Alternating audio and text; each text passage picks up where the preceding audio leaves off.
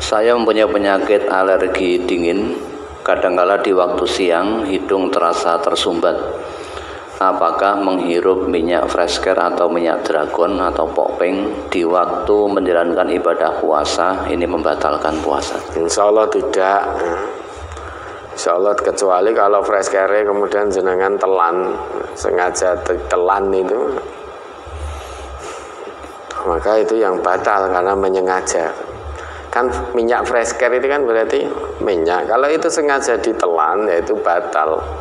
Karena bisa ditelan. Kalau popeng kan nggak bisa ditelan. Ya, insya Allah tidak membatalkan. Kalau hidung tersumbat, kemudian dengan fresh care begini disedot, itu menjadi lego. Insya Allah tidak membatalkan. Ya, ada lagi. Di desa saya, kalau taraweh itu urutannya sholat taraweh, terus berdoa, terus sholat witir, terus berdoa lagi. Apakah itu sudah benar Ustaz? Kalau benar, doa yang dicontohkan Nabi itu yang bagaimana? Sholat taraweh doa, sholat taraweh doa, sholat taraweh doa, sholat witir doa gitu. Jadi setiap rakaat sebelum berdiri ada doa gitu. Ya sah-sah saja, mau diselingi dengan tidur juga boleh kok. Selingi juga dengan makan juga boleh. Artinya tidak langsung berdiri. Ya, doanya sendiri-sendiri tentunya. Doa sendiri-sendiri sehingga imam memberi waktu jamaah untuk berdoa. Memberi waktu berdoa, nanti entah 5 atau 10 menit baru berdiri lagi. Itu sah-sah saja. Kalau yang dimaksud imamnya berdoa kemudian yang lain mengamini, lah itu yang saya belum tahu ilmunya. Ada lagi, kalau misalnya berdoa sendiri-sendiri monggo silahkan. Nanti kalau udah diabani untuk berdiri ya berdiri. Oke, berikutnya, saya habis isya tidak taraweh, tetapi tahajud 8 rakaat sebelum sahur. Karena saya lebih nyaman dan tenang waktu untuk sholat tahajud. Apakah sudah betul yang saya jalankan? Betul, boleh saja. Begitu juga boleh dengan milih tahajud sepertiga malam, bangun tahajud dulu sebelum sahur. Itu baik. Dengan berarti sholat di waktu yang paling utama, sepertiga malam, akhir malam, itu sholat yang paling utama waktunya. Disaksikan sholatnya itu boleh. Tahajud pas witirnya tentunya, habis itu sahur. Ada lagi. Saya sholat taraweh di masjid, tetapi di masjid itu cara pelaksanaan witirnya 2 rakaat salam ditambah 1 salam. Terus bagaimana sikap saya, Ustaz? Ya tidak ikut witirnya. Ya. Karena Nabi itu la yafsil fihinna gitu kan. Nabi sholat witir 3 rakaat. Beliau itu tidak memisahkan yang 3 rakaat ini. Artinya tidak 2 rakaat terus salam tambah 1 rakaat salam, tidak. Beliau senantiasa sholat witir 3 rakaat dengan 1 tasahud dan salam. Jadi langsung. Dan beliau juga melarang wala tusyabbihu bisolatil maghrib. Kan beliau melarang itu. Gimana itu hadisnya tadi? La tutiru bisalasin wa autiru bi khamsin khawsab'in wa la tusyabbihu bisolatil maghrib. Jangan kamu witir dengan 3 rakaat, tetapi witirlah dengan 5 atau 7 rakaat. Dan jangan kamu menyerupai sholat maghrib. Ini maksudnya bagaimana? Larangan Nabi jangan witir 3 rakaat, sedangkan Nabi witirnya senantiasa biasanya juga 3 rakaat. Ini berarti 3 rakaat yang dilarang itu adalah witir yang menyerupai maghrib. Artinya dengan 2 kali tasyahud 1 salam. 2 salam. Kalau maghrib itu 2 tasyahud 1 salam. Kalau witir yang 2 rakaat salam, 1 rakaat salam berarti dengan 2 tasyahud 2 salam. Keserupaannya ada di 2 tasyahud. Ada di 2 tasyahud itu keserupaan dengan maghrib. maka jangan witir dengan 3 rakaat yang menyerupai maghrib. Witirlah kalau kita 3 rakaat berarti yang menyelisih 3 rakaat sholat maghrib, berarti dengan 1 tasyahud kemudian salam. Nah kalau di masjidnya bagaimana? Kalau ternyata sholat witirnya 2 salam 1 salam, ya tidak ikut, karena belum tahu ilmunya. Sedang kata Allah, wala taqfu ma laisa laka bihi ilmun. Terkait apapun masalah ibadah ini, jangan mudah-mudah mengikuti kalau belum tahu ilmunya.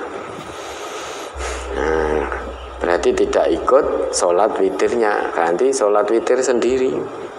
Ya, ada lagi. Kalau sikat gigi pakai pasta gigi rasanya pedas, di tenggorokan terasa, dan kalau membersihkan hidung dan telinga batal apa tidak puasanya? Insyaallah tidak. Kalau tidak nyengaja menelan, mungkin siang hari, puasa hari pertama kok kering sekali tenggorokan, garing haus sekali, cuaca panas, gosok gigi ya mbok menong kok karo ngelek sithik yang ini. Nah itu batal karena sengaja. Jadi gosok gigi terus kumur-kumur ngelek sithik, nah itu ya batal, berarti ada penyengajaan. Kalau tertelan tanpa sengaja itu tidak batal. Tetapi ya sewajarnya, jangan setiap setengah jam gosok gigi. Sewajarnya. Nggih, ada lagi. Menurut pemahaman saya sebagai berikut.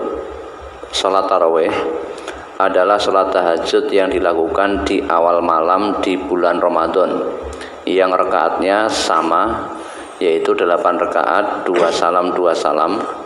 Karena dilakukan bersamaan atau berjamaah di musola, maka biasanya kami lanjutkan dengan sholat witir 3 rakaat 1 salam.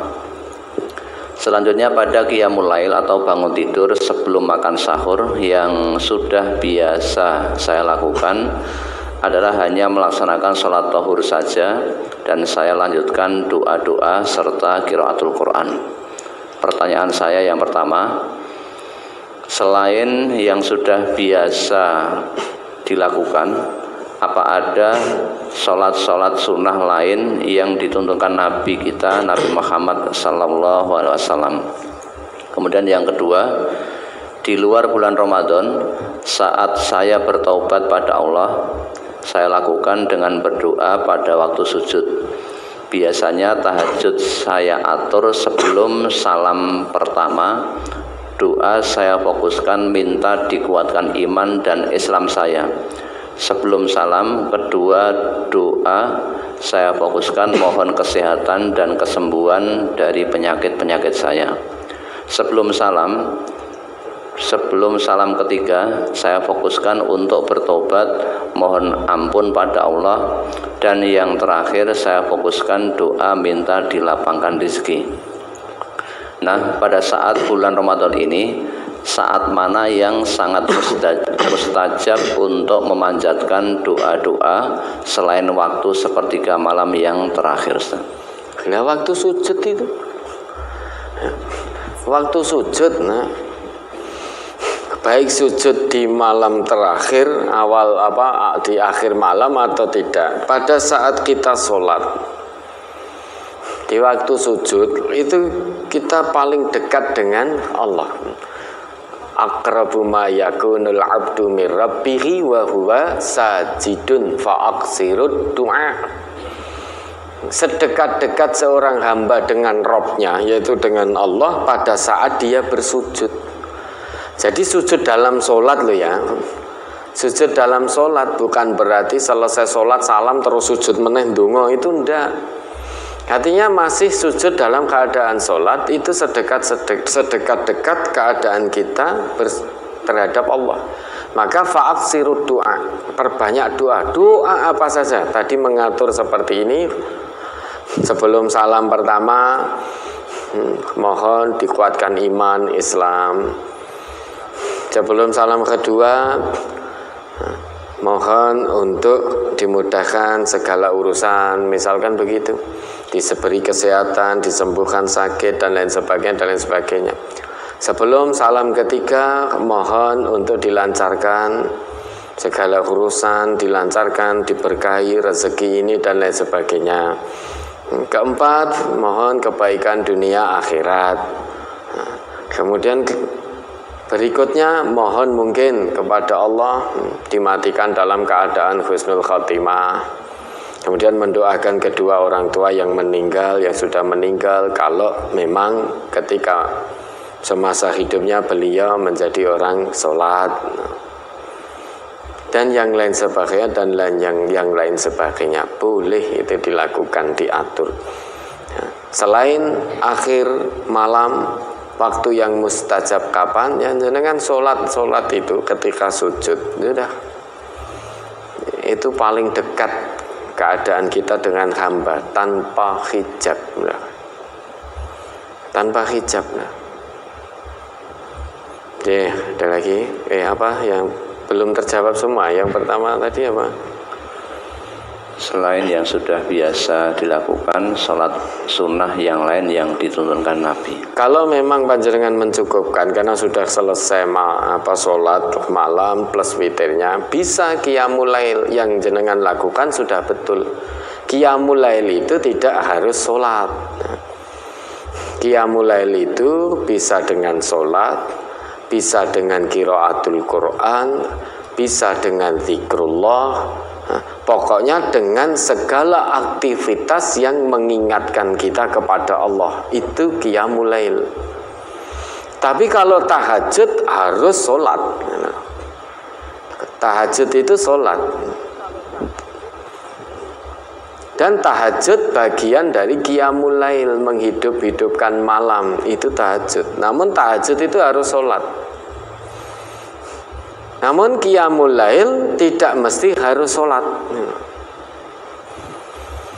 Kalau tadi sudah sholat tahur, kalau sudah sholat tahur, habis wudhu kemudian sholat, kemudian setelah itu dilanjut dengan qiraatul Quran, kemudian zikrullah dan aktivitas-aktivitas lain yang mengingatkan diri, mendekatkan diri kepada Allah, itu juga termasuk qiyamul lail. Banyak keutamaannya. Sholat sudah didapat, kemudian zikrullah dan lain sebagainya, sehingga ada banyak keutamaan, banyak kebaikannya. Oke, ada lagi? Dari hadis halaman 4 masuk ke halaman 5. Dari Abu Dzar, ia berkata, kami berpuasa Ramadan bersama Rasulullah sallallahu alaihi wasallam. Beliau tidak sholat malam bersama kami sehingga tinggal 7 malam dari bulan itu. Lalu pada malam ke-7 beliau sholat malam bersama kami hingga kira-kira lewat sepertiga malam baru selesai. Kemudian pada malam ke-6 yang tersisa beliau tidak sholat malam bersama kami sehingga pada malam ke-5 yang tersisa beliau sholat malam bersama kami hingga kira-kira lewat tengah malam baru selesai. Lalu aku, Abu Dzar, berkata, ya Rasulullah, alangkah baiknya apabila malam yang tersisa ini engkau gunakan sholat malam bersama kami. Maka beliau bersabda, barang siapa yang sholat malam bersama imam hingga selesai, maka ia mendapatkan pahala seperti sholat malam semalam penuh. Kemudian malam yang keempat yang tersisa beliau tidak sholat malam bersama kami sehingga malam yang ketiga yang tersisa. Abu Dzar berkata, beliau mengumpulkan istri-istri beliau dan keluarga beliau dan orang-orang juga berkumpul. Abu Dzar berkata, maka beliau sholat malam bersama kami hingga akhir malam baru selesai sehingga kami khawatir kehilangan al-falah. Ditanyakan kepada Abu Dzar, apakah al-falah itu? Abu Dzar menjawab, makan sahur. Kemudian beliau tidak sholat malam bersama kami pada malam yang tersisa dari bulan itu. Pertanyaan yang pertama, yang dimaksud dengan sholat tarawih bersama imam hingga selesai itu, apakah artinya sholat tarawihnya saja atau sholat witir atau sholat tarawih plus witirnya, Ustaz? Lalu bagaimana dengan seorang makmum yang melaksanakan sholat taraweh plus witir bersama imam hingga selesai? Apakah pahalanya sama seperti orang yang sholat malam semalam penuh atau seperti apa, Ustaz? Man qama ma'al imami hatta yansorifa fa innahu ya'dilu qiyama lailah. Nah, ini berarti sholat bersama imam sampai selesai. Sampai selesai berarti plus witirnya. Jadi sholat taraweh bersama imam sampai selesai. Nah, kalau tadi makmum ada yang sholat taraweh bersama imam sampai selesai plus witirnya, menurut hadis Nabi ini, maka makmum tadi mendapatkan pahala sholat semalam penuh. Ya, pahala sholat jadi semalam penuh dihitung, mendapatkan pahala sholat. Ini busyra, kabar gembira dari Nabi, memotivasi kita agar kita senantiasa istiqomah menunaikan sholat malam. Kebaikannya luar biasa, artinya dalam hal ini taraweh. Taraweh, kita sholat taraweh, ini motivasi untuk kita jangan pernah mudah-mudah meninggalkan sholat malam, yaitu dalam hal ini sholat taraweh. Bahkan sampai diberikan janji oleh Nabi, yang sholat taraweh sampai selesai bersama imam, dia mendapatkan pahala sholat semalam penuh. Ini janji dari Nabi. Kita tinggal meyakini sepenuh hati dan berusaha melaksanakan sebaik-baiknya agar mendapatkan janji dari Nabi ini. Oke, ada lagi. Dari hadis halaman 5 masuk ke halaman 6 yang terakhir, Umar berkata, sebaik-baik bid'ah adalah ini.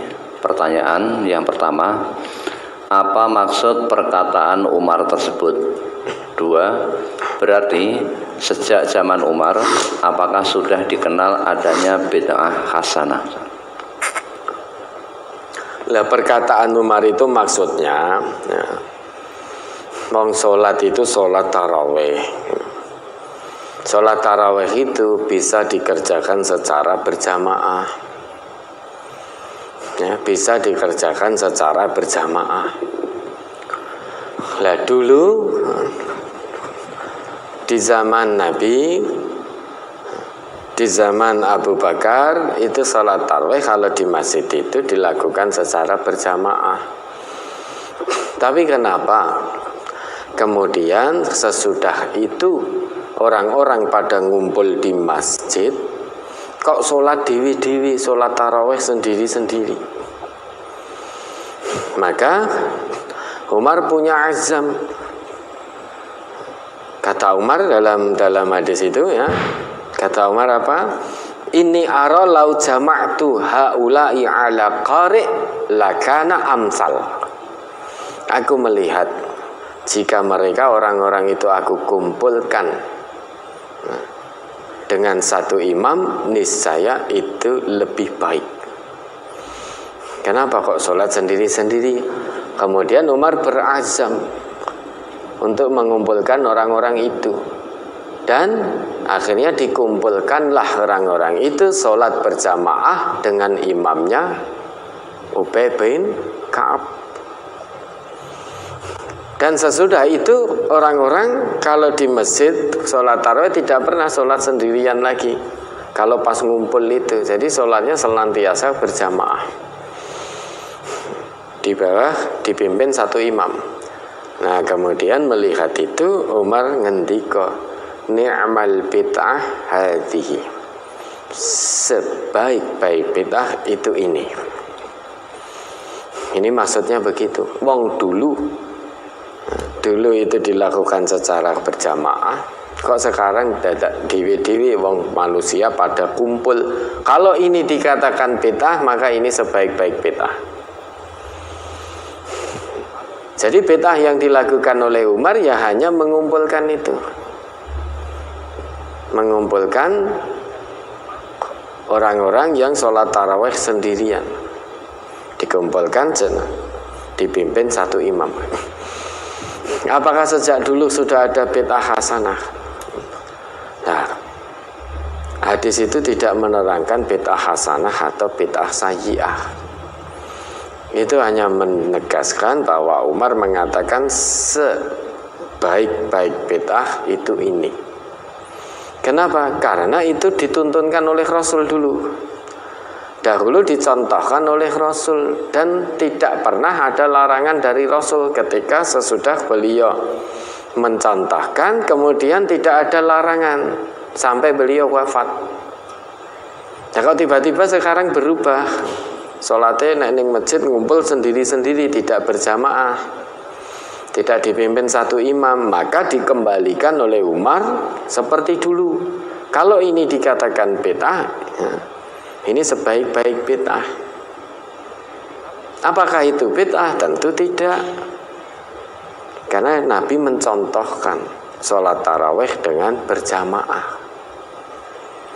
Nah, adapun bid'ah hasanah sayyi'ah yang dipahami oleh umat Islam, itu yang kita tidak tahu, kita belum tahu.